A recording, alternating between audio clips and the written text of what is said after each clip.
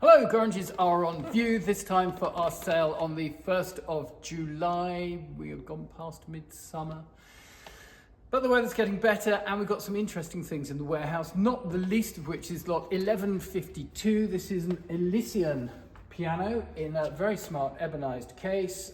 It's got a Morley Galleries of London label on the front. Looks to be in really nice order. I don't play, so can't tell you any more than that, but it looks to be good. Comes with its duet piano stool, so you can adjust the two heights. So if one player wants to sit higher than the other, they can. Isn't that cool?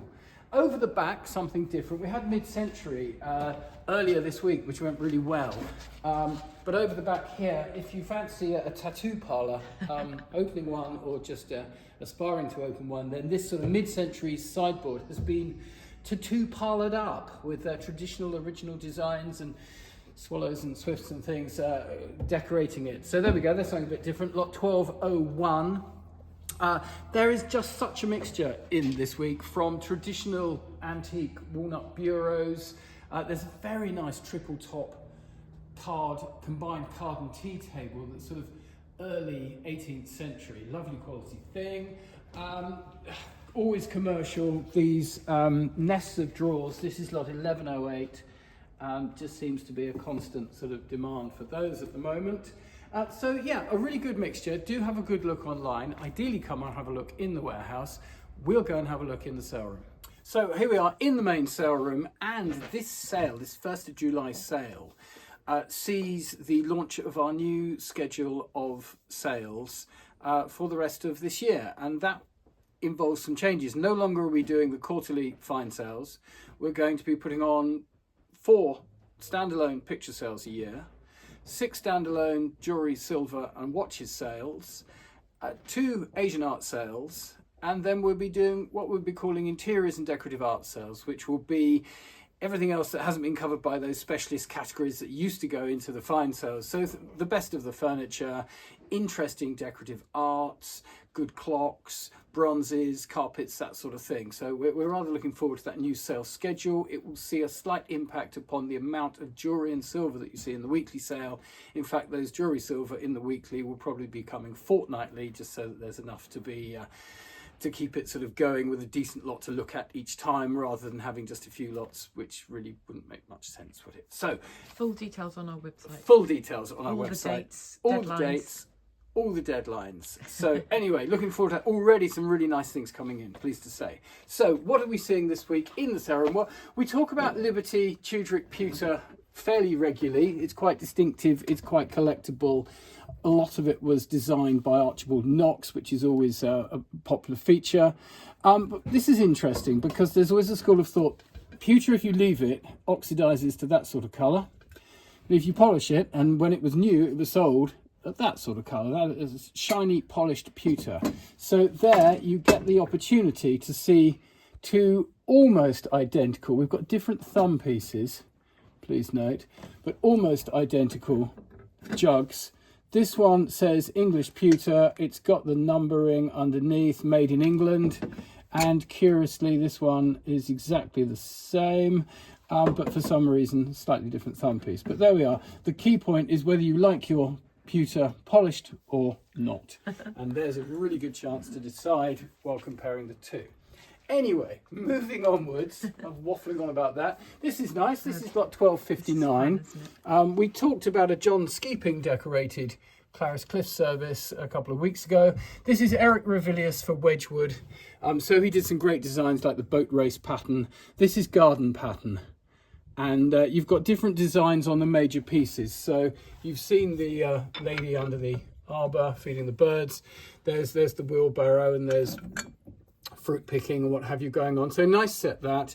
Not fully complete, but a good quantity for age and everything else. Passing by on pictures, point this out. This is a John Horwood, lot 1651, oil on canvas. Looks to be in good untouched condition, as we say, in terms of it's good, it hasn't been messed about with. You've got the 21st birthday coming up. Might not be yours, might be, but if you want something good as a gift, how about lot 1268? This is Dom Perignon Rosé from 1993 in its original box. with a booklet. And it looks like it's coming with Grand Siècle, Laurent Perrier, Grand Siècle champagne there. I don't think we have a date on that one, it's sort of NV, but still, there we go. 2 good bottles of champagne, 1268. Running around the corner, if you didn't see it last time, and some of you didn't because it didn't sell amazingly, this stand with glass liner and bottle of Mum champagne is signed underneath. Under the glass, we've got it signed Faugeron Saint-Jeannet, the famous French restaurant. Thought being these were made specifically by Baccarat for the restaurant, and you get the bottle of champagne with it, like $12.93. So there's a real offer to reconsider. Then, working backwards from here, what did I see that I thought about? Oh yes, we talk a lot, when we talk about porcelain plaques, we often say it isn't or is or might be KPM, and here's a chance to see for sure this is KPM.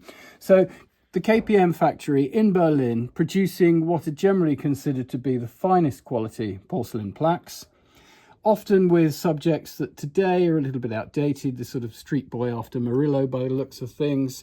But if I spin it round and turn it upside down, no less, here's the mark, KPM, with the staff, the caduceus type staff above it. So that is how you know you've got KPM, because it's been signed and stamped by KPM. And if you haven't got that mark, people aren't going to think it is KPM, whatever you say. So round here, ducking round, various other pictures. There's a Canton tea caddy with its original pewter liners. There are a number of maps with a theme, I think. The theme here being, well, here's Russia, reasonably early. And I've gone past Russia and Scotland. Sorry, not Russia, Sussex and Scotland. Yeah, Sussex and Scotland were there, but we see a lot of those and they're fairly late. This is Russia, less commonly seen. Nice big map. Next to it, Anatolia, or Asia Minor. And then just beyond that, the Turkish Empire. So that's lot 1750. The other lots came prior to that. So some nice enough maps in there. And then, again, something we don't look at too often, but here's a good opportunity. 1374, we've got these albums of postcards. And what do people want in postcards? Well, generally speaking, you want them to be before the First World War, and then collectors like different things. So some will collect places, but they don't just want a view of the Eiffel Tower. They want the sort of rare, unusual postcard depicting the lift in the Eiffel Tower, or the man that operates the lift, or something obscure. If it's not places, then they might collect Art Nouveau beauties, such as these, which are rather fun.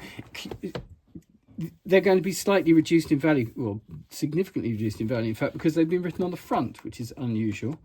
And that seems to have been the working method of whoever sent most of these cards, because so many of them have inscriptions and messages on the front, which is kind of interesting, but not so desirable. I'm looking for other sort of unusual subjects that might trigger interest. Things like, if you get the Titanic, you're onto a winner there. But generally speaking, this is not a bad lot. There's quite a good mixture here. And keep an eye on those. I think they'll do quite well. These are nice. These are snake charmers in India, like the sort of Indian series, Bombay and what have you. So, yeah, interesting lot that. 1374, one to keep your eye on. So there we go. An interesting mixture as ever. Do have a good look online.